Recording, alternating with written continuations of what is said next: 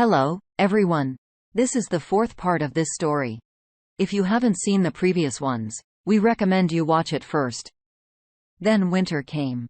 The road to the highway was blocked and covered with snow. I made a deal in the village, and the tractor driver managed to clear it so that a car could pass over it for 2 bottles of vodka. The noise of a car engine woke me up. I did not get up for some time, trying to retain fragments of a dream. I cautiously got off the bed and, shivering from the cold, went to the window.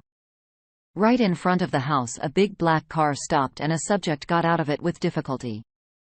A bodyguard in all his primal glory. After the bodyguard, the young subject climbed out of the car, followed by my still wife, Sveta. She slipped, but the young man managed to support her by the elbow. They stared at the house as if waiting for the Wizard of the Emerald City to appear. I put on my coat and went out onto the porch. I was silent. Uninvited guests were the first to raise their voices. "Are you the host?" the bodyguard said menacingly. I threw my jacket on the parapet and came down from the porch. It seems that the man was in a belligerent mood. Talek calmed down, suddenly came up with his voice feeder and turned to me. "Sorry for the intrusion, but we need to talk. Maybe you want to invite me into the house?" I shrugged. Sveta looked in the car. "Samuel," she called. Another character climbed out of the car with a grunt. I knew him. A famous divorce lawyer. "Move it, you bastards." I turned to the door. "Come on in." Frankly, I don't like uninvited guests. Cautiously, stepping on the icy steps, Sveta and the lawyer came into the hallway. After them reached out and the good man. But I stopped him with my hand against his chest. "We need to talk to your mother." You should have seen his face. If he could have, he'd have torn me to pieces. But he couldn't, and he knew it. Lucia turned round at the door and said a polite hello to the uninvited guests. She quickly realized that Sveta was my wife. I could tell by the jealousy in her eyes. Sveta also looked curiously at Lucy. "Quickly, that you were comforted." Could not help it through her teeth. She muttered. I said angrily, "Tell me what you want." The lawyer sat down on a stool and opened his briefcase. "Yuri, your wife is suing the court to declare you incompetent. You at one time had a severe concussion, which gave complications that led to a temporary mental disorder. You should be examined at a psychiatric hospital to determine your legal capacity." The lawyer chewed his lips. "The question is whether you will do so voluntarily, or whether we will have to go to the appropriate authorities to enforce your appearance.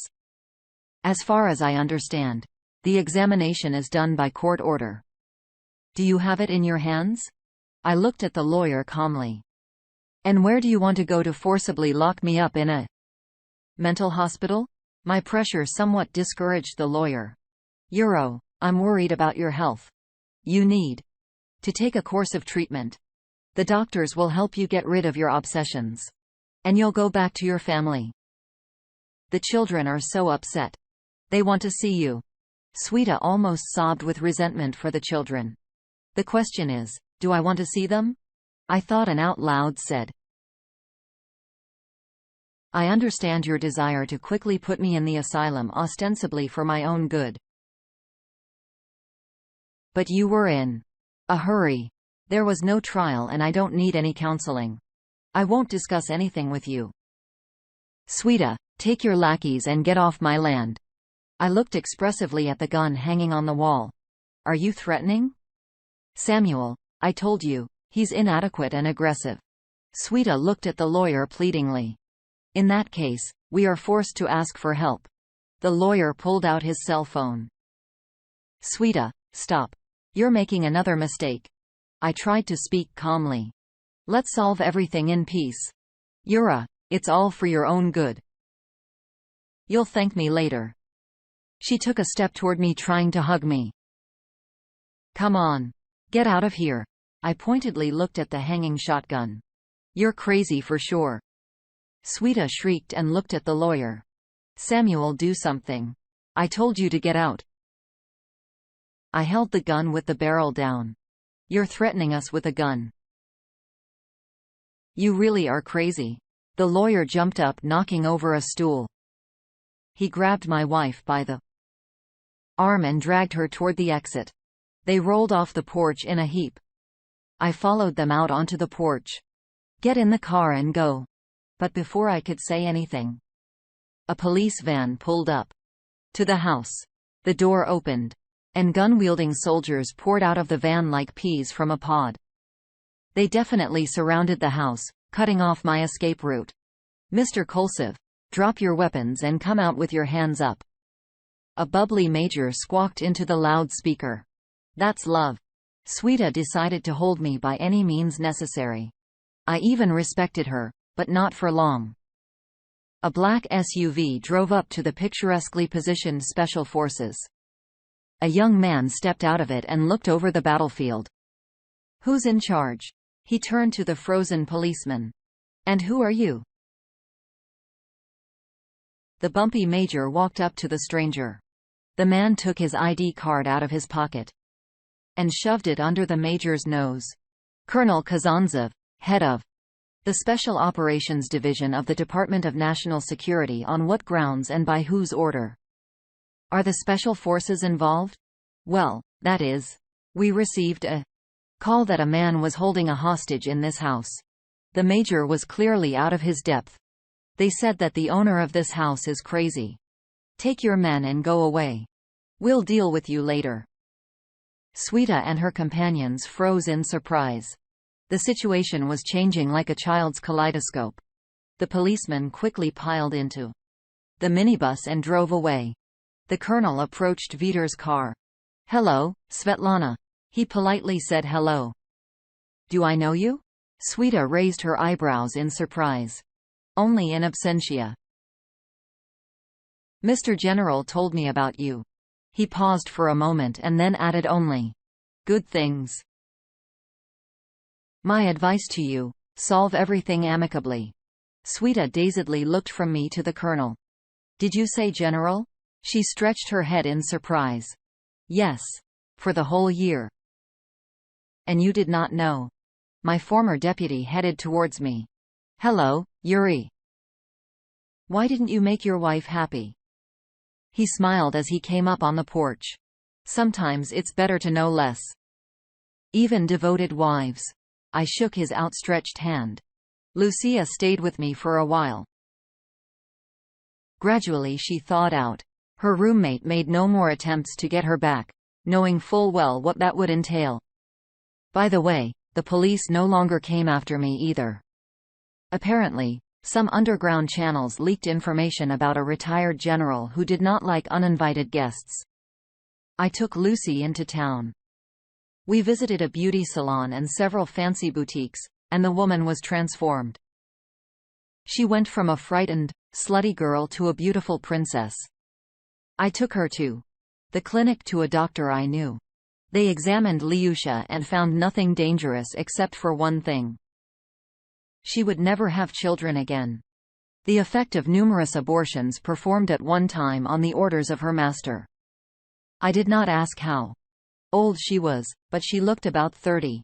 She had her whole life ahead of her.